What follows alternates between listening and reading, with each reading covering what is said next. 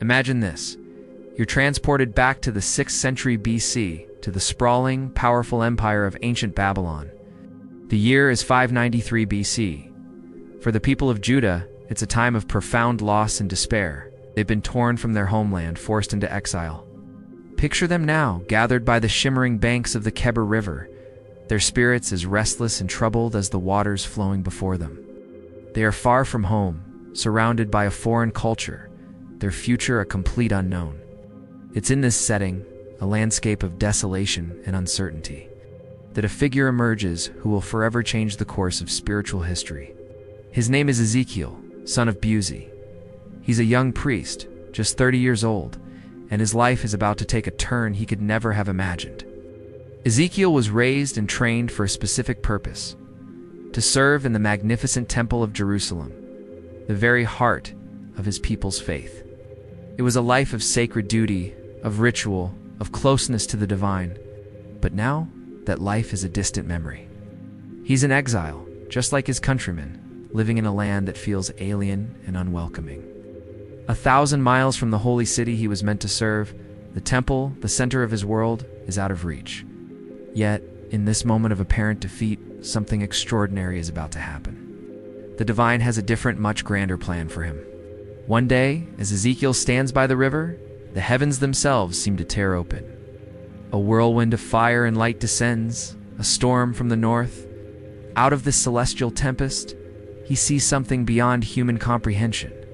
For living creatures, each with 4 faces, that of a man, a lion, an ox, and an eagle. Their wings beat with the sound of mighty waters, and beside them, a breathtaking sight. Wheels within wheels, covered in eyes, moving in perfect harmony with the creatures. It's a vision of the divine chariot, a moving throne carrying the very glory of God. Ezekiel, overwhelmed by this incredible display of power and majesty, falls to his face. Then a voice, powerful and clear, calls out to him, "Son of man, stand up on your feet, and I will speak to you." This is no ordinary calling. This is a divine commission. Ezekiel, the displaced priest, is being chosen for a new, daunting role. He is to become a prophet, a messenger for God to a rebellious house, his own people, the children of Israel.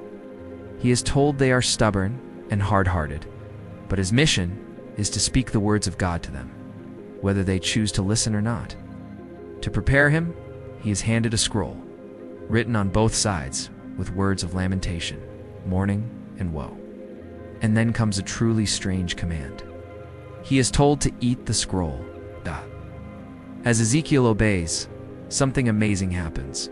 The scroll, filled with such sorrowful words, tastes as sweet as honey in his mouth. This symbolic act signifies that God's words, even when they carry messages of judgment and hardship, are ultimately life-giving and nourishing to the one who receives and internalizes them. He is being filled with the divine message, becoming one with the words he is destined to speak. This isn't just a job, it's a transformation of his very being. His life as a simple priest is over. He is now the mouthpiece of the Almighty. From this moment on, Ezekiel's prophetic ministry begins, and it's unlike any other. He doesn't just speak God's words, he lives them. He performs a series of intense, symbolic acts, what we might call performance art today, to convey his messages in a way that his people cannot ignore. He lies on his side for hundreds of days to represent the years of Israel's and Judah's sin. He shaves his head and beard, dividing the hair to symbolize the different fates awaiting the people of Jerusalem. He packs his bags and digs through a wall, acting out the coming exile of their king. These weren't just strange behaviors, were living parables, powerful, visual sermons designed to shock his audience out of their complacency and make them confront the reality of their situation. Ezekiel's message was a tough one to deliver, and even tougher to hear. He spoke of judgment and destruction for the unrepentant. But his prophecy wasn't all doom and gloom. Woven throughout his warnings was a powerful thread of hope and restoration. He delivered one of the most famous and hopeful visions in the entire Bible, the Valley of Dry Bones. He sees a valley filled with skeletal remains, and God asks him, "Son of man, can these bones live?" Ezekiel is commanded to prophesy to the bones, and as he speaks, they rattle together, are covered with sinews and flesh, and come back to life, a vast army standing on their feet. This vision was a profound promise to the exiles that even in their state of national death, God could and would breathe new life into them, restoring them as a people and bringing them back to their land. Ezekiel's story is a powerful testament to faith in the face of impossible odds. He was a man caught between two worlds, the world he had lost and the future God was promising. His journey from a displaced priest to a visionary prophet shows us that our purpose can be found in the most unexpected places, and that even in our darkest moments of exile and despair, a divine call can change everything. His legacy endures, a reminder that even when all seems lost, there is always the possibility of a new beginning, of dry bones coming back to life. Thanks for watching. If you found this story as fascinating as I do, make sure to like, subscribe, and hit that notification bell for more journeys into history and faith. See you next time. Have you ever had one of those days where everything feels ordinary? You're just going through the motions. Maybe thinking about the good old days when suddenly something happens that completely shatters your reality. That's exactly what happened to a man named Ezekiel, thousands of years ago. Imagine this. Ezekiel is in exile, far from his home in Jerusalem. He's sitting by the river Khebar in Babylon. It's probably a hot, dusty day, and he's likely feeling a mix of nostalgia and despair, remembering the glory of his city, a city now distant and broken. He's just another person in a crowd of displaced people, his future uncertain. He looks up at the sky, maybe expecting nothing more than the same old clouds. But on this day, the ordinary shatters. The heavens don't just open, they tear apart. It's not like a storm rolling in. It's as if the very fabric of the universe is being ripped open just for him, revealing a vision that would defy all logic and language. In that single, breathtaking moment, Ezekiel's mundane day of exile becomes a divine encounter of epic proportions. What did he see? It started with a storm cloud, but not just any storm. It was a whirlwind coming from the north, a massive cloud glowing with an internal fire, radiating brilliant light. And at the heart of this fire, there was a glow like gleaming amber. His heart must have been pounding in his chest. This was no natural phenomenon. This was something else entirely.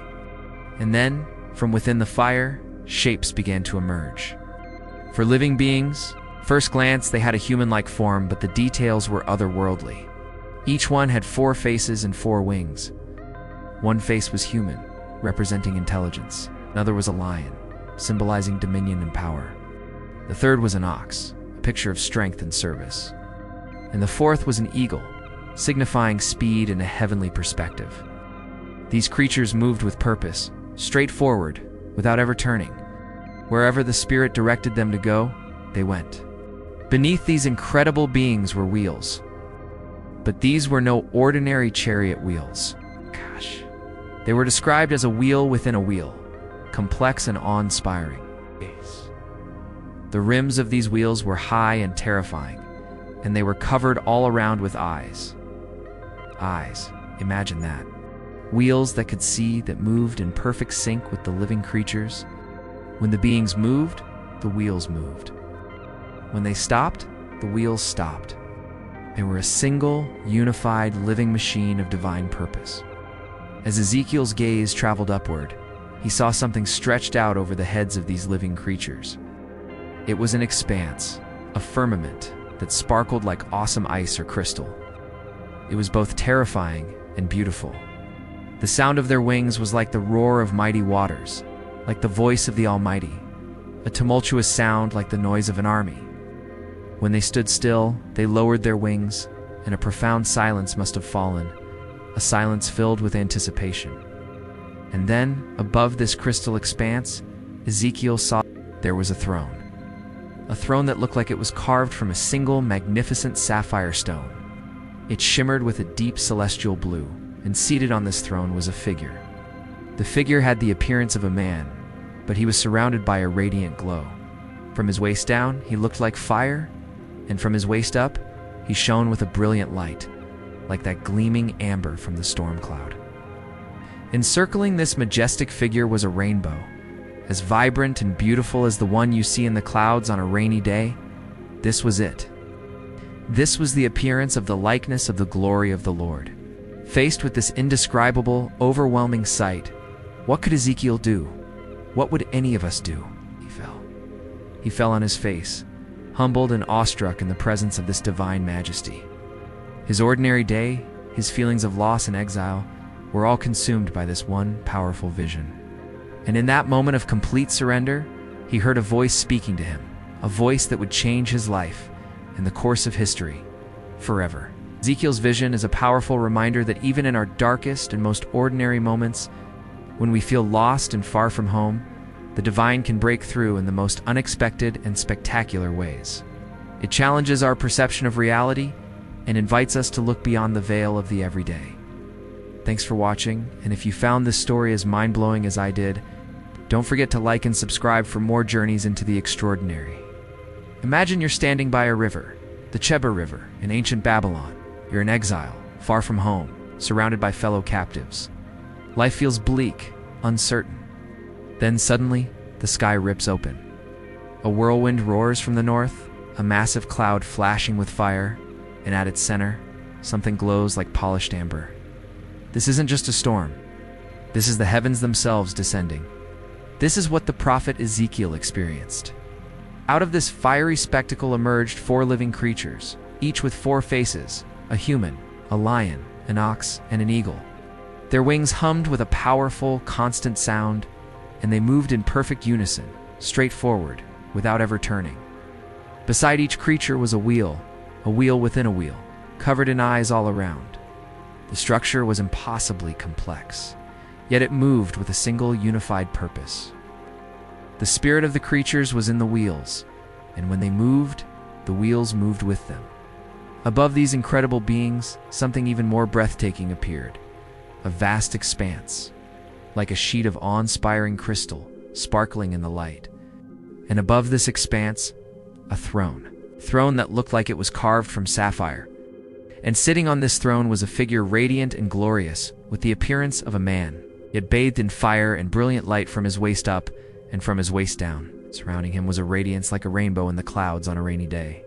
This was the appearance of the likeness of the glory of the Lord. It was a sight so overwhelming, so powerful, that it defied all human language and comprehension.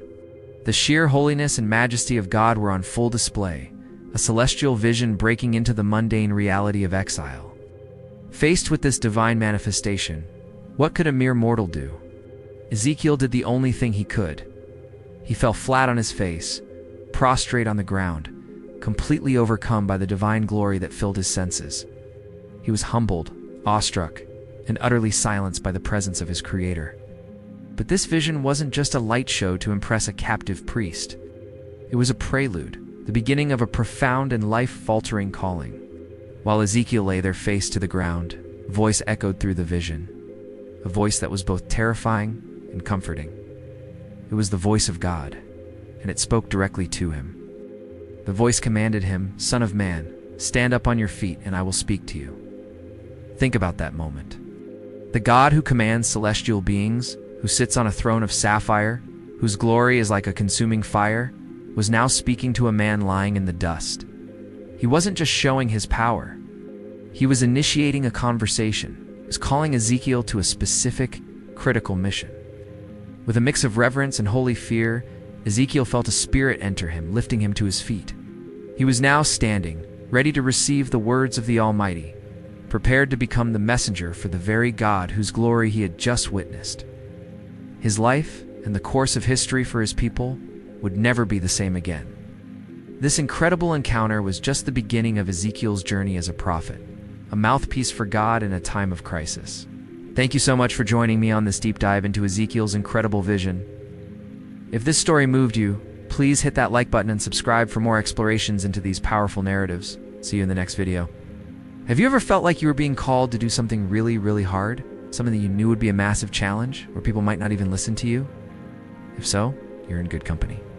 Let's journey back in time and talk about a man named Ezekiel, who received one of the toughest job descriptions in history. Imagine this. You're just living your life, and suddenly, you have a profound, divine encounter. This isn't just a gentle whisper or a warm feeling. This is a full-on, life-altering experience. For Ezekiel, this moment wasn't just about receiving a simple hello from the heavens. It was a divine job assignment, a call to a task of immense importance and equally immense difficulty. God's message was crystal clear. He appointed Ezekiel to be a watchman for the people of Israel. Now, what does a watchman do? Think of a sentinel standing on a city wall, eyes peeled, scanning the horizon. Their job is to spot danger from afar, approaching army, a gathering storm, and to sound the alarm so the people inside can prepare. It's a role of incredible responsibility. The safety of the entire city rests on their vigilance. Ezekiel's role was similar, but his watch was over the moral and spiritual landscape of his people. He was tasked with observing their actions, their hearts, and their direction. He had to see the spiritual dangers they were walking into, the consequences of their choices, the breakdown of their relationship with God, and he had to sound the alarm. He was to be their spiritual early warning system. You might think, okay, a tough but noble job. But here's where the fine print of the job description gets really intense. God didn't sugarcoat the situation at all. He told Ezekiel straight up, "You're going to a rebellious and stubborn people." He essentially said, "These people have a long history of not listening. They are hard-headed and obstinate. Don't expect a warm welcome. Don't expect them to thank you for the warnings." Can you imagine being told that before you even start? It's like being hired for a sales job where the boss tells you, "By the way, none of your customers want what you're selling, and they'll probably slam the door in your face." It would be incredibly disheartening. Most of us would probably look for the exit. This wasn't a mission for the faint of heart. It required a level of courage and perseverance that is almost unimaginable. But here is the most powerful part of the story. Right after laying out the brutal reality of the opposition Ezekiel would face, God made a promise. He didn't just send Ezekiel out to face this resistance alone and unprepared. He promised to equip him.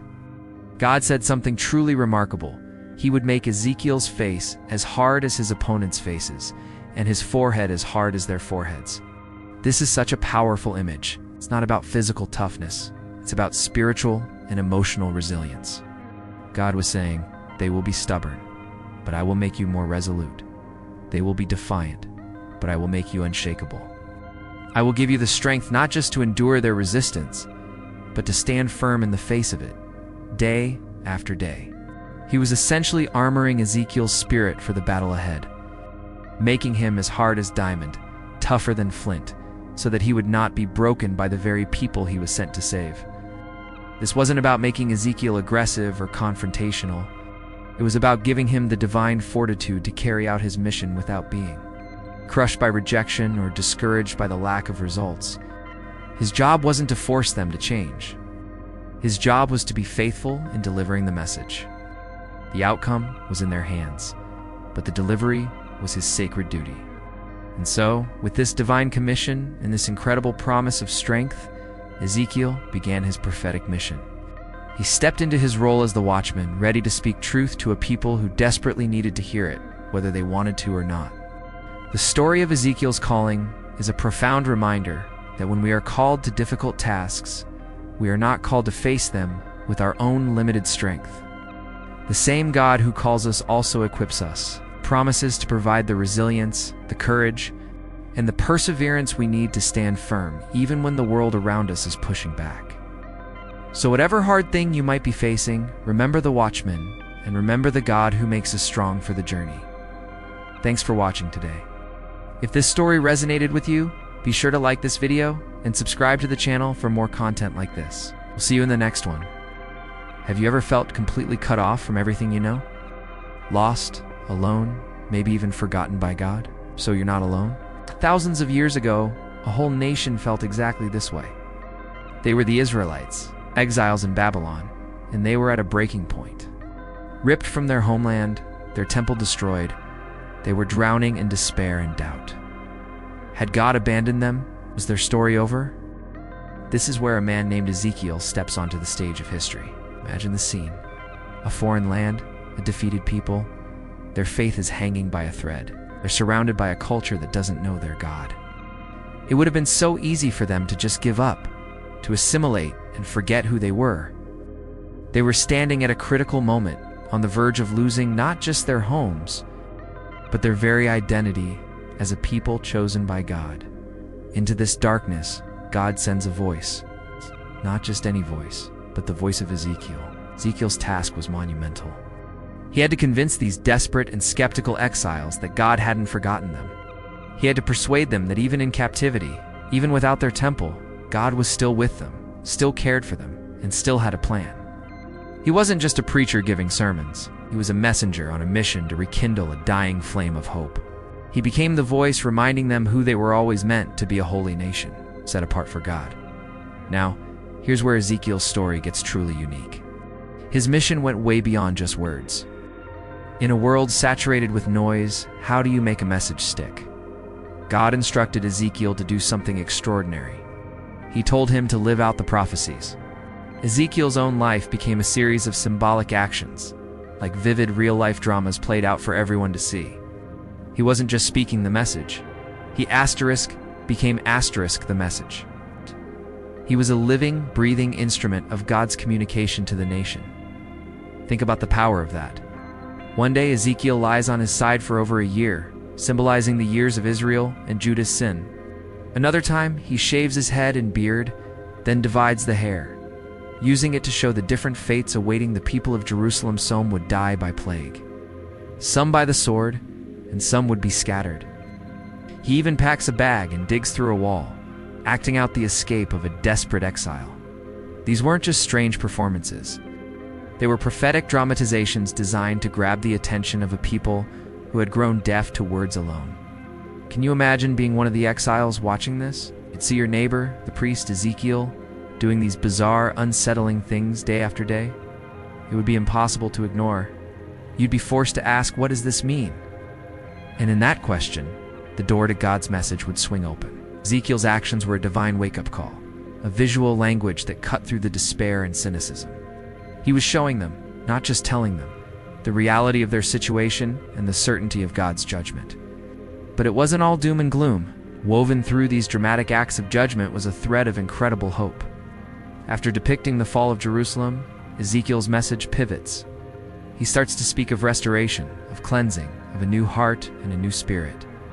The most famous of these is the vision of the Valley of Dry Bones. Ezekiel sees a valley filled with bones, representing the dead hope of Israel. God asks him, "Son of man, can these bones live?" And as Ezekiel prophesies, the bones rattle together are covered with flesh, come to life. A powerful, unforgettable image of God's power to bring life from death. It's to restore a nation that considered itself finished. This vision was everything to the exiles. It was a promise that their story wasn't over. God could take their dead nation and breathe new life into it.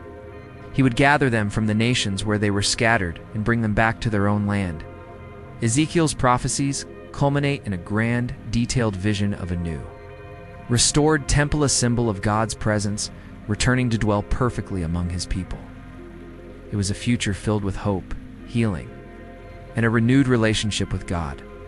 Ezekiel's story teaches us that even when we feel exiled, lost in our own Babylon, God is at work. He speaks in ways we can't ignore, sometimes through words, and sometimes through the very circumstances of our lives. He meets us in our despair, not just with comfort, but with a call to remember who we are and a promise of restoration. Ezekiel, the living prophecy, stands as a testament that God never abandons his people, and he has the power to bring life to the driest bones. Thanks so much for watching. If this story resonated with you, hit that like button and subscribe for more deep dives into the powerful stories of the Bible. See you next time.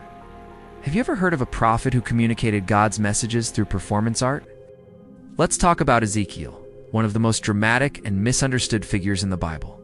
His story isn't just about visions and prophecies. It's about a man who lived out God's warnings in the most extraordinary ways imaginable. Picture this. God tells Ezekiel to pack his bags as if he's going into exile. He's instructed to dig a hole in the wall of his house and crawl through it, all in broad daylight in front of his neighbors. Why? To show the people of Jerusalem exactly what was coming. This wasn't just a prediction. It was a living, breathing demonstration of their impending captivity. Can you imagine the whispers and stares? What is Ezekiel doing now? They must have thought.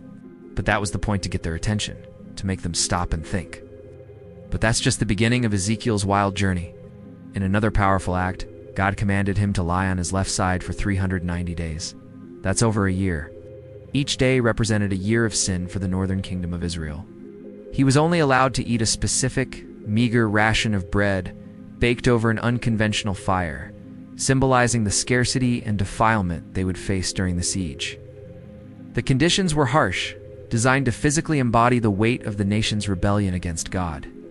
After those 390 days, he wasn't done. He then had to turn and lie on his right side for another 40 days, his time bearing the sin of the southern kingdom of Judah. Again, each day represented a year. Think about the sheer physical and mental endurance this required. Ezekiel wasn't just speaking a message, he was becoming the message. His body was a living billboard, a constant, unavoidable reminder to the people of the consequences of their actions. It was a silent sermon, preached through stillness and suffering, far more impactful than any words he could have spoken, and the symbolism just gets more intense. On another occasion, God instructed Ezekiel to take a sharp sword and use it like a barber's razor to shave his head and beard. In that culture, hair was a symbol of honor and strength. So this was an act of deep personal shame and mourning. But he didn't just let the hair fall. He was told to divide it carefully into 3 parts. He was to burn 1/3 of the hair in the middle of the city, representing the people who would die from famine and plague during the siege of Jerusalem. Another third, he was to strike with a sword all around the city, symbolizing those who would fall in battle. The final third, he was to scatter to the wind, signifying the people who would be exiled and dispersed among the nations. But even in that scattering, a few hairs were to be tucked into his garment, a tiny remnant that God would preserve. These weren't random, bizarre actions. They were meticulously planned, symbolic dramas designed to bypass intellectual arguments and strike directly at the hearts and imaginations of the people. In an age without mass media, this was how you made a message go viral. You created a spectacle so strange, so unforgettable, that people couldn't help but talk about it. Ezekiel's life was a testament to the idea that sometimes, to convey a truth that people are resistant to hearing, you have to show them, not just tell them. His commitment was absolute, turning his entire existence into a powerful sermon. What can we learn from Ezekiel today? His story reminds us that faith isn't always comfortable or conventional. It can call us to step out of our comfort zones and embody our beliefs in visible, sometimes challenging ways. Ezekiel's radical obedience forces us to ask ourselves, how are we living out our convictions? Are we just speaking the words, or are we in our own way becoming the message? His life is a powerful example of what it means to be fully dedicated to a divine calling, no matter how strange it might look to the outside world. Thanks for watching. If you found Ezekiel's story as fascinating as I do, hit that like button and subscribe for more deep dives into the incredible stories of the Bible. See you next time. Have you ever felt completely lost? Like everything you knew was gone and you were abandoned? That's exactly how the people of Israel felt. Exiled in Babylon, far from their home. They thought God had forgotten them. But in the middle of their despair, something incredible happened. A man named Ezekiel received a vision that would change everything. It wasn't just a message. It was a divine encounter that proved God was still with them, even in a foreign land. This vision wasn't some gentle, quiet whisper. It was a full-blown cosmic event. Imagine this. A powerful windstorm erupts from the north. This massive swirling cloud appears, shot through with flashing lightning. At its center is a fire, glowing with an intense, brilliant light like gleaming amber. This wasn't just a storm. It was the arrival of the divine. This vision of God's throne, appearing in Babylon of all places, was a monumental moment. It declared that God's presence isn't confined to a temple or a specific city. He is everywhere, present with his people no matter how far they've strayed or been taken. And from the heart of this fiery storm, Ezekiel saw 4 living beings. Their appearance was unlike anything on earth. They had a human-like form, but that's where the ordinary ended. Each one had 4 distinct faces and 4 powerful wings. Think about the symbolism here. They had the face of a man, representing intelligence and reason, and the face of a lion, symbolizing strength and royalty. The face of an ox pointed to diligent service and sacrifice, and the face of an eagle represented swiftness and a heavenly perspective, the ability to see things from high above. These 4 faces together paint a picture of perfect, well-rounded creation, ready to serve God's will. Let's look closer at their movement and form. Their legs were straight, and their feet shimmered like polished bronze, pure and refined. This suggests stability and readiness. And tucked beneath their wings on all four sides were human hands. This is so significant. Shows that all this divine power and otherworldly majesty is connected to purposeful, intelligent action. These weren't just chaotic forces. They were beings directed by divine intention, ready to carry out God's work in the world. Their wings were just as fascinating. Two wings were stretched out above them, touching each other, showing unity and connection.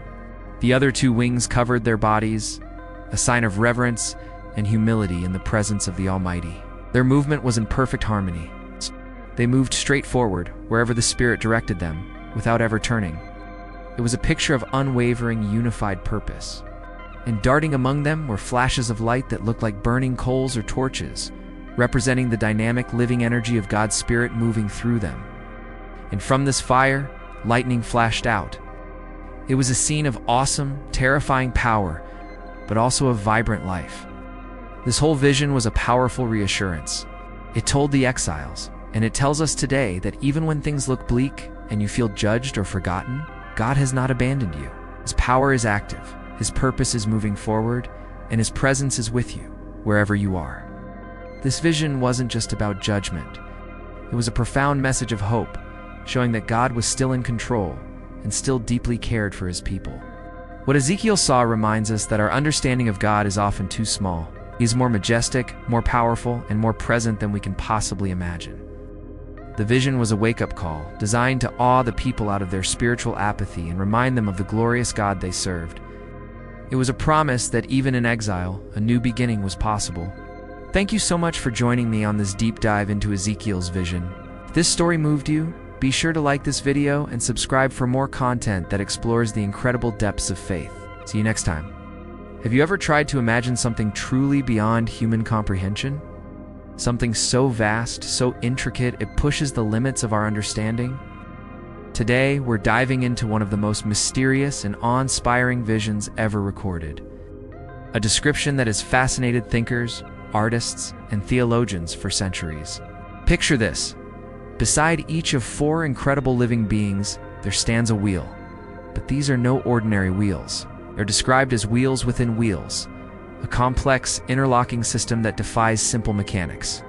Imagine a gyroscope, but alive, intelligent, and filled with a divine purpose. They shine with the brilliance of precious stones like chrysolite or beryl, catching the light in a dazzling, otherworldly display.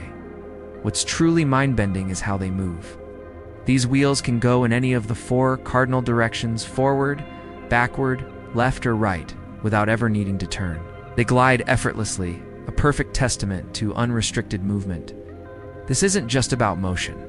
It's a powerful symbol. It represents a presence that is everywhere at once, unhindered by physical laws, capable of being in all places simultaneously. It speaks of divine omnipresence, the idea that nothing is hidden and no place is beyond reach. And the connection between the wheels and the living beings is absolute. When the beings move, the wheels move. When the beings stop, the wheels stop. When the beings rise from the earth, the wheels rise with them. It's a perfect, inseparable harmony. The text says, "The spirit of the living beings was in the wheels." This isn't just a machine following orders. It's a unified existence, a single, coordinated will moving as one. This unity symbolizes omniscience, all-knowing intelligence, where every part is in perfect sync with the whole. Every action is deliberate, every movement part of a grand cosmic design. Now let's look up. Stretched out above the heads of these beings is something called a firmament. Imagine a vast, solid expanse, but it's not made of rock or metal. It's described as being like the color of awesome, terrible crystal. The word terrible here doesn't mean bad, but awe-inspiring. So breathtaking, it's almost frightening. Think of a perfectly clear, impossibly vast sheet of ice or diamond, shimmering with a light that is both beautiful and overwhelmingly powerful. It creates a separation, a sacred space, between the earthly and the divine, sealing to the known universe that hints at something even greater beyond it.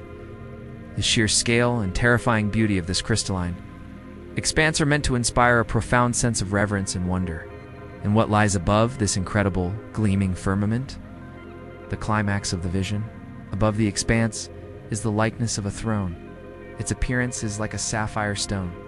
Imagine the deepest, most vibrant blue you can possibly conceive, crafted into the form of a majestic throne. Sapphire has long been associated with royalty, wisdom, and the heavens. This isn't just a chair. It's a symbol of ultimate majesty, supreme authority, and divine beauty. It is the seat of power from which the entire universe is governed. It represents a reality so pure and so magnificent that it can only be described through the most precious materials known to humanity. This whole vision, from the wheels within wheels to the sapphire throne, is a cascade of symbols pointing to a reality that is all-present, all-knowing, and all-powerful. It's a visual metaphor for the divine nature, a complex, dynamic, and perfectly unified system that moves with purpose and intelligence. It challenges us to think beyond our everyday reality and contemplate the nature of existence, power, and the sacred. It's a reminder that there are mysteries in the universe that are far grander than we can fully grasp, yet we can still be filled with awe by the glimpses we are given. What do these symbols mean to you? How do you interpret this incredible vision? Let me know your thoughts in the comments below. It's a deep topic, and I'd love to hear your perspectives. Thanks for joining me on this journey into the profound. If you enjoyed this exploration, don't forget to like, subscribe, and hit the bell for more content that makes you think.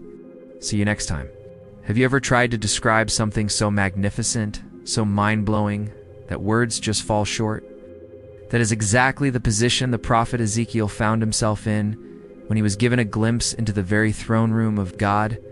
It's one of the most powerful and awe-inspiring visions in the entire Bible. And today, we're going to dive deep into what he saw. Imagine this. Ezekiel looks up, and there, above a vast, crystal-clear expanse, is what looks like a throne. This isn't a throne made of gold or jewels, but something far more spectacular, has the appearance of a single, brilliant sapphire stone. Seated on this throne is a figure. Ezekiel is careful with his words here. It doesn't say he saw God in a physical, limited sense. Instead, he describes a figure with the likeness of a human appearance. But this is where our human understanding really gets stretched. From the waist up, this figure is described as glowing like electrum, a rare and precious alloy of gold and silver, shining so brightly it looks like it's encased in fire. And from the waist down, the appearance is of pure, blazing fire. An overwhelming brilliance surrounds this entire figure, a radiance so intense, it's almost alive. What are we to make of all this fire, this light, this radiant metal? In ancient symbolism, these elements weren't just for show.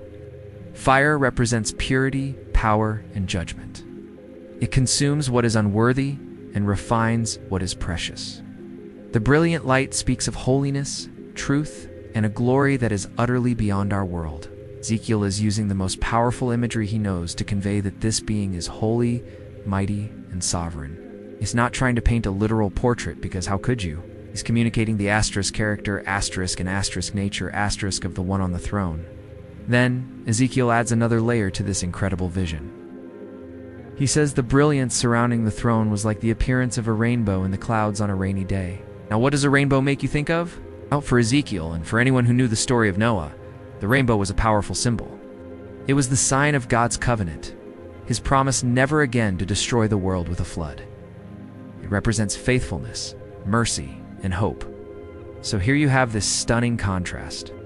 On one hand, you have the terrifying power of fire and judgment. On the other, you have the gentle, reassuring promise of the rainbow. It's a complete picture. God is infinitely powerful and holy. Yes, but he is also a God of covenant, a God of mercy and faithfulness. His justice and his mercy exist together in perfect harmony. What is the human response to seeing something like this? How would you react? Ezekiel's reaction is immediate and instinctive. It says, "When I saw it, I fell face down." He didn't try to analyze it further. He didn't try to get a better look. He was simply overwhelmed. This act of falling on his face was the ultimate sign of humility, reverence, and awe. He is in the presence of the creator of the universe, and his only possible response was to acknowledge his own smallness in the face of such transcendent greatness. Ezekiel's experience is a profound reminder for all of us. He uses the words likeness and appearance over and over again.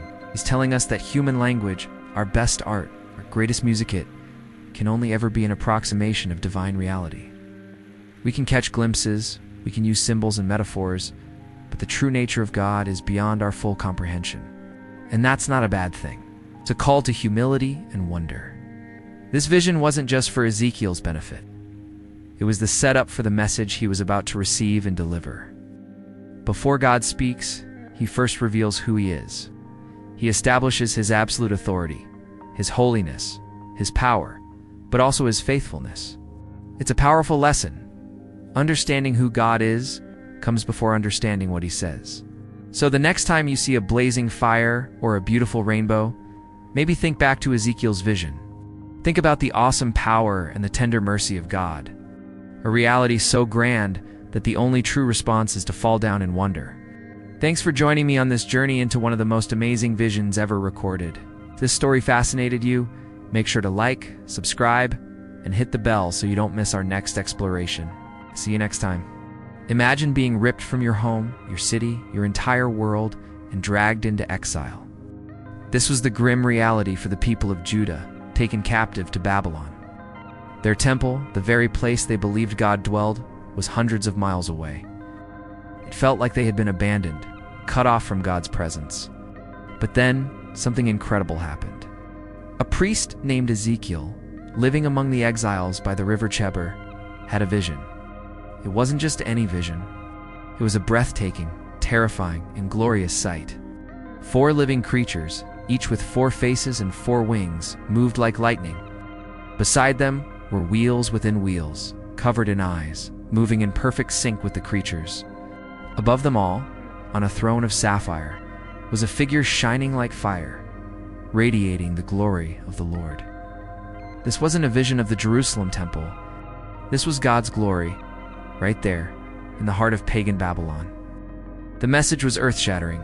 God is not confined to a building or a city. His glory, his presence, transcends all geography. He was with his people, even in their darkest hour, even in exile. This powerful encounter became the bedrock of Ezekiel's entire ministry. It gave him the authority to speak God's word to a heartbroken and stubborn people. It wasn't just some priest lamenting their fate. He was a prophet commissioned by the Almighty. But the words he had to deliver were not easy to hear. God called him to be a watchman for the house of Israel. His first messages were of judgment. He had to tell his fellow exiles that their beloved Jerusalem, the city they longed for, was not going to be magically saved. In fact, it was facing complete destruction because of its persistent unfaithfulness. To get this message across to a people who refused to listen, Ezekiel had to become a walking, talking object lesson. God instructed him to perform a series of symbolic acts, a kind of street theater for the divine.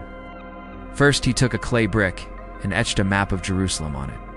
Then, he built miniature siege works around it, ramp camps, and battering rams. For 390 days, he lay on his left side, bearing the iniquity of the northern kingdom of Israel.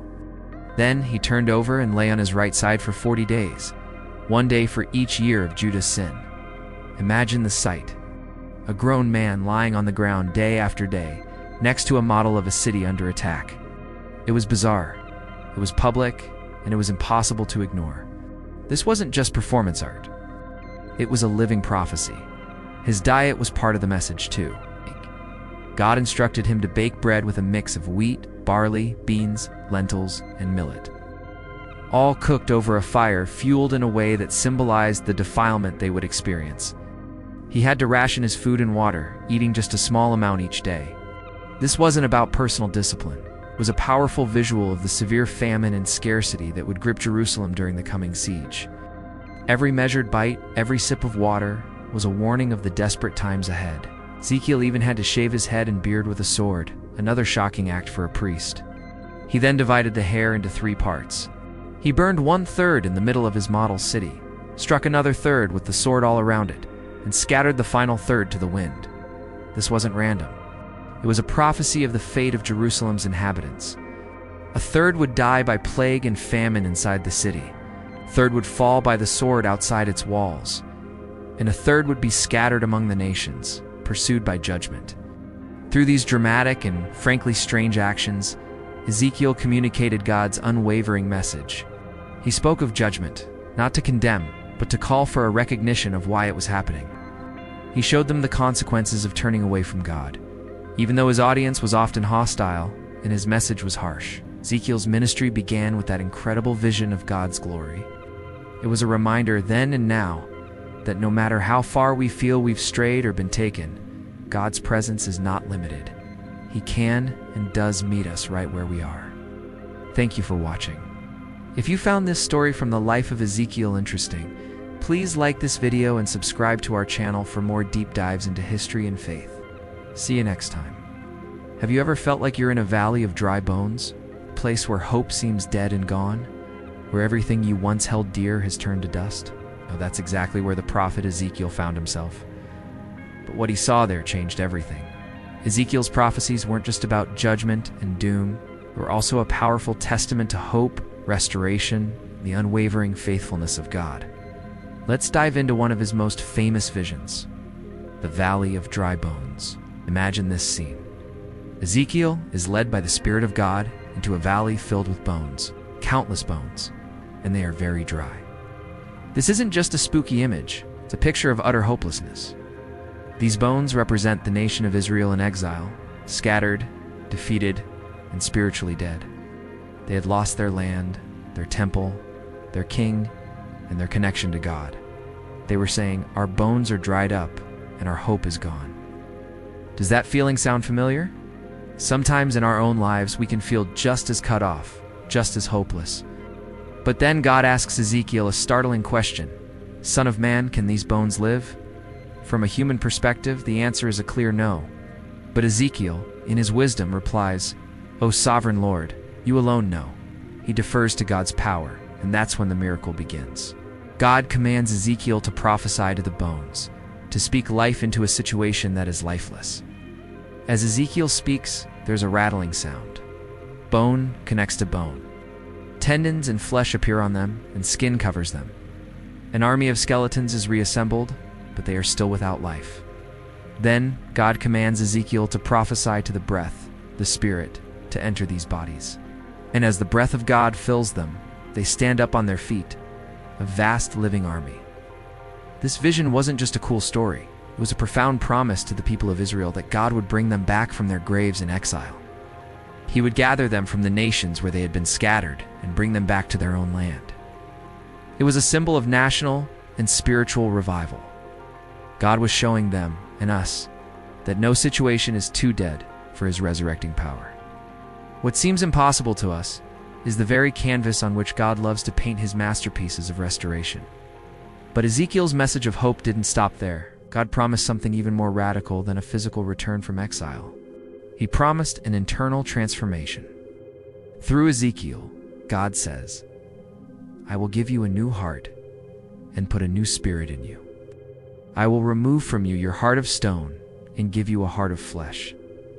A heart of stone is hard, stubborn, and unresponsive to God. It's a heart that clings to old patterns of sin and rebellion. A heart of flesh, on the other hand, is soft, alive, and sensitive to God's leading. This wasn't just about behavior modification. It was about a complete spiritual heart transplant. God was promising to change his people from the inside out, to write his laws on their hearts so that they would want to obey him. It's not out of obligation, but out of a genuine love and a transformed nature. This is the promise of the new covenant, a promise that finds its ultimate fulfillment in Jesus Christ. Finally, Ezekiel paints a detailed picture of a glorious future. He describes a new, perfect temple, meticulously laying out its dimensions, its gates, and its functions. Water flows from this temple, growing into a mighty river that brings life and healing wherever it goes. This river of life heals the salty waters of the Dead Sea, causing trees to grow on its banks whose fruit is for food and whose leaves are for healing. Wow. Interpretations of this future temple vary. Some see it as a literal temple to be built in the future. Others see it as a symbolic representation of the church, or of the new heaven and new earth described in the book of Revelation. But regardless of the specific interpretation, the core message is one of divine order, purity, and life-giving presence. It's a vision of a world where God dwells perfectly with his people, where all is made new, and where his life-giving spirit flows freely, healing and restoring all of creation. So what does this ancient prophet have to say to us today? Ezekiel's words remind us that our God is a God of resurrection. He can take the driest, most hopeless situations in our lives, the valley of dry bones, and breathe new life into them. He is a God of transformation, able to replace our hearts of stone with hearts of flesh. And He is a God of hope, who has a glorious future planned for His people, a future filled with His presence and life. If you're feeling like you're in a valley of dry bones today, hold on to the hope of Ezekiel. Speak God's promises over your situation. Ask Him for that new heart and that new spirit. Trust that the same God who raised a vast army from a pile of bones can and will restore you. Thank you for watching. If this message encouraged you, please like, subscribe, and share it with someone who might need to hear it. See you in the next video. Have you ever felt like you were being blamed for something your parents or even your grandparents did? It's a heavy feeling, right? Well, thousands of years ago, a prophet named Ezekiel tackled this exact issue head-on. And his message completely revolutionized how people thought about sin, justice, and their relationship with God. So let's set the scene. It's the 6th century BC, and the people of Judah have been ripped from their homeland and forced into exile in Babylon. Their temple, the center of their spiritual life, is gone. They're devastated, confused, and looking for answers. A common saying back then was, "The fathers have eaten sour grapes, and the children's teeth are set on edge." Basically, they believed they were being punished for the sins of previous generations. It was a convenient excuse, but it also left them feeling completely powerless. Then comes Ezekiel. He was a priest who became a prophet in the heart of this crisis. And God gives him a powerful, game-changing message to deliver. He stands before the exiles and declares no more. We will no longer use this proverb in Israel. He goes on to say that the soul who sins is the one who will die. The son will not be punished for the father's sin, nor the father for the son's. The righteousness of the righteous will be credited to them, and the wickedness of the wicked will be charged against them. This was a bombshell. Ezekiel was telling them to stop looking backward and start looking inward. He was introducing the radical concept of individual responsibility. Your choices, your actions, your heart, that's what matters to God. It didn't matter what your ancestors did. What mattered was what you were going to do. This wasn't just about blame. It was also about hope. If a wicked person turns away from their sin and does what is just and right, they will live. God takes no pleasure in the death of the wicked, but desires that they turn from their ways and live. This message of personal accountability was crucial. It kept the community from dissolving into despair and fatalism. Instead of just accepting their fate as a cursed generation, Ezekiel's teachings empowered them. They had agency, could choose to repent, to change, and to forge their own spiritual destiny. This idea became a cornerstone of Jewish and later Christian and Islamic theology. It preserved Israel's identity by shifting the focus from a physical temple in Jerusalem to the heart of each individual believer. But Ezekiel wasn't just a great public speaker. To get his message across, God often had him perform strange, dramatic, and deeply personal symbolic acts. Think of it as ancient performance art. He built a model of Jerusalem and staged a mock siege against it. He lay on his left side for 390 days, and then on his right side for 40 days. Symbolizing the years of Israel and Judah's sin, he cooked his bread over unclean fuel to show the defilement the exiles would face. Perhaps the most heart-wrenching act was when his wife, the delight of his eyes, suddenly died. God commanded Ezekiel not to mourn publicly. No tears, no traditional funeral rites. His silent personal grief was to be a living sign to the people of how they would react when they heard their beloved temple in Jerusalem had been destroyed. They would be so stunned, so devastated, that they wouldn't even be able to mourn properly. Through this immense personal sacrifice, Ezekiel wasn't just speaking God's word. He was living it, embodying the pain and the message in his own flesh and blood. These symbolic actions might seem bizarre to us today, but they were incredibly effective. They made God's message impossible to ignore. They weren't just words that could be forgotten. They were living, breathing parables that forced people to stop, look, and ask, what does this mean? Ezekiel's commitment shows us the profound length to which a prophet must go. Not just to deliver a message, but to become the message. So, from shifting an entire culture's understanding of guilt to embodying divine messages through personal endurance, Ezekiel's legacy is one of profound transformation. He taught that our relationship with God is personal, our choices matter, and there is always a path back to life. He's a reminder that even in the darkest of exiles, hope isn't just a possibility. It's a personal choice we can all make. Thanks so much for watching. If you found this story as fascinating as I do, be sure to like this video and subscribe for more deep dives into history's most impactful figures. See you next time. Hey everyone, welcome back to the channel. Today we're re-diving into one of the most mysterious and inspiring visions in the entire Bible, Ezekiel's temple. Imagine this. After years of exile, with Jerusalem and its temple in ruins, the prophet Ezekiel is given a glimpse of the future. A vision so detailed and grand it has puzzled scholars and inspired believers for centuries. This isn't just about rebuilding a structure. It's about the restoration of hope and the very presence of God among his people. So what did Ezekiel actually see? In the final chapters of his book, from chapter 40 onwards, he's taken on a supernatural tour. His guide is a mysterious figure, described as having the appearance of bronze, holding a linen cord and a measuring rod.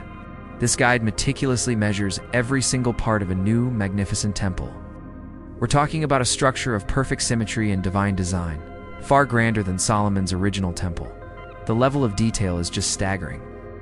Ezekiel records the dimensions of the outer and inner gates, each with its own guard chambers. He describes vast courtyards, one for the people and an inner one for the priests. There are chambers for preparing sacrifices, rooms for the priests to eat the holy offerings, and even specific kitchens for the temple staff. Every wall, every doorway, every step is measured and recorded. This precision isn't just architectural detail, it's a powerful statement. It signifies order replacing chaos, holiness being restored, and God's meticulous care for his people's worship. At the very heart of this visionary complex is the sanctuary, the Holy of Holies. This is where the glory of the Lord, which had departed from the first temple, dramatically returns, filling the new house with an overwhelming divine presence. Ezekiel is so overcome by this sight that he falls on his face. This moment is the climax of the vision. It promises that God will once again dwell with his people, not as a distant deity, but as a resident king in the midst of their community. This was a message of incredible comfort and hope for the exiles, who felt abandoned and cut off from God. But the vision doesn't end there. In what is perhaps the most beautiful part of the prophecy, Ezekiel sees a trickle of water flowing from under the threshold of the temple. As this stream flows eastward, it grows deeper and wider, transforming from a small trickle into a mighty, uncrossable river. This isn't just any river. It flows through the barren desert, bringing life wherever it goes. It even empties into the Dead Sea, the saltiest body of water on earth, and miraculously turns the water fresh, causing it to teem with fish. Along the banks of this river, trees of life grow, bearing fruit every month and providing leaves for healing. This river of life is a stunning symbol of the blessings that flow from God's presence. It represents spiritual renewal, healing, and abundance pouring out from the temple to rejuvenate the land and, by extension, all nations. It's a picture of God's grace spreading throughout the world, bringing restoration and life out of death and desolation. So what does this all mean for us today? Many see Ezekiel's temple not just as a blueprint for a physical building, but as a profound spiritual picture. It points forward to a time of ultimate restoration, a new creation where God's presence is fully realized among humanity. Some connect it to the person of Jesus, who called his own body a temple, and to the church, which is described as a spiritual house. The river of life is often seen as a symbol of the Holy Spirit, flowing out to bring healing and new life to all who believe. Ezekiel's vision is a powerful reminder that even in our darkest moments of exile and ruin, God has a plan for restoration that is more glorious than we can imagine. It's a vision of hope, holiness, and the life-giving presence of God. Thank you so much for joining me on this journey through Ezekiel's temple. If you found this fascinating, don't forget to hit that like button, subscribe, and share your thoughts in the comments below. See you in the next video. Have you ever heard of a building so big it couldn't possibly fit inside its own city? It sounds like something out of a sci-fi movie, but it's actually one of the most fascinating visions in the Bible, found in the book of Ezekiel. Imagine this. The prophet Ezekiel is given a detailed tour of a magnificent new temple. But as he describes it, people realize something's off. The dimensions are massive, way too large for the actual geography of Jerusalem at the time. So what was going on? Is this a massive architectural blunder in a divine vision? Not at all. For centuries, scholars and believers have understood that Ezekiel wasn't being handed a literal blueprint for a construction project. Instead, he was being shown something far more profound. This temple was a powerful symbol, an ideal representation of God's presence among his people. It was a vision of perfection. Let's break down what this symbolic temple really meant. First and foremost, it was all about holiness. Every single detail of the vision, from the layout of the courts to the specific duties of the priests, screamed purity. It was a call for the people of Israel to return to a pure and sincere form of worship, leaving behind the corrupt practices that had led to their exile. The vision showed them what it looked like to have a relationship with God that was set apart, special, and untainted. Another huge theme was unity. The vision meticulously laid out how the land around the temple would be divided among the 12 tribes of Israel. This wasn't just a lesson in real estate. It was a powerful message of restoration and togetherness. After years of division and conflict, this vision presented a future where all the tribes would be reunited. Living in harmony around the central point of their faith, the presence of God in the temple was a beautiful picture of a broken family being made whole again. And at its heart, the vision was about covenant renewal. It was a promise from God that despite their past failures, he wasn't done with his people. He was ready to renew his covenant, to once again be their God, and for them to be his people. The flowing river of life that Ezekiel sees coming from the temple, bringing healing and abundance to the desert, was a stunning visual of the blessings that come from this renewed relationship. It was a message of incredible hope during a time of deep despair. The impact of Ezekiel's temple vision has been immense, echoing through history. For the Jewish people, it fueled their hopes for restoration and the eventual coming of the Messiah, who would bring about this perfect age. It became a cornerstone of their eschatology, their beliefs about the end times. This vision also found its way into Christian theology. Early Christians saw it as a prefiguring of the spiritual fulfillment found in Jesus Christ. The Apostle Paul talks about the community of believers being the temple of the living God. The idea was that God's presence is no longer dwelled in a building of stone and mortar, but within the hearts of his people through the Holy Spirit. The perfect worship and purity described by Ezekiel were now possible through faith in Christ. The imagery from Ezekiel's vision doesn't stop there. It gets a major callback in the very last book of the Bible, the book of Revelation. The Apostle John describes the New Jerusalem, a heavenly city coming down to earth. And what's at its center? No physical temple. Why? Because, as John writes, the Lord God Almighty and the Lamb are its temple. This final vision completes the journey that started with Ezekiel. Moving from a symbolic building to the ultimate reality of God dwelling directly with humanity, the river of life also reappears, flowing from the throne of God and the Lamb. So Ezekiel's oversized temple wasn't a puzzle about architecture. It was a grand, sweeping vision of hope, purity, and unity. It was a promise that God's presence could heal a broken world and restore a scattered people, from ancient Israel's longing for home to Christian ideas of spiritual community. And even to the final pages of the Bible, this incredible vision has shaped how people understand God's ultimate plan for humanity. It's a powerful reminder that sometimes the most profound truths can't be contained by physical walls. Thanks so much for watching. If you found this exploration of Ezekiel's temple interesting, please hit that like button and subscribe for more deep dives into fascinating topics like this. Let us know in the comments what you think about this vision. We'll see you in the next video. Ever felt like the world was spinning out of control? Like everything you knew was falling apart? Imagine being ripped from your home, your temple destroyed, and your people scattered. This was the reality for the prophet Ezekiel, a man whose story isn't just ancient history, but a powerful message that echoes through time, straight to us today. Ezekiel wasn't just a preacher, he was a performance artist, a visionary, a man whose life became a living, breathing message from God. He lived during one of the most traumatic periods in Israel's history, the Babylonian exile. But instead of despair, Ezekiel delivered a message so radical, so full of mind-bending imagery, that it would forever change the course of religious thought. Let's dive into his world. Picture this.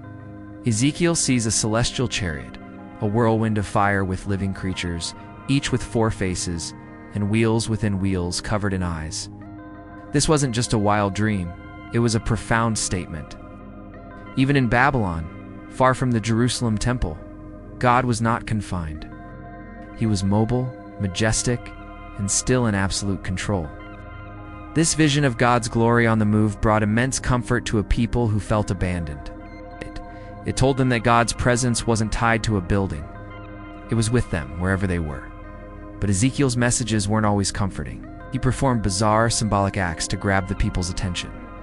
He lay on his side for over a year to represent the years of Israel's sin. He shaved his head and beard, dividing the hair to show the different fates awaiting the people of Jerusalem. Some would die by plague, some by the sword, and some would be scattered. He baked bread over unclean fuel to show the defiled food they would eat in exile. These weren't just strange antics, they were gut-wrenching prophecies, impossible to ignore, showing the real-world consequences of turning away from God. Perhaps his most famous and powerful vision is the Valley of Dry Bones. Ezekiel is transported to a valley filled with skeletal remains, bleached and scattered. God asks him, "Son of man, can these bones live?" Ezekiel wisely replies, "Sovereign Lord, you alone know." Then, at God's command, he prophesies to the bones. There's a rattling sound, and the bones come together. Sinews and flesh appear on them, and then breath enters them. They stand up, a vast army alive again. This wasn't about zombies. It was a stunning metaphor for national and spiritual resurrection.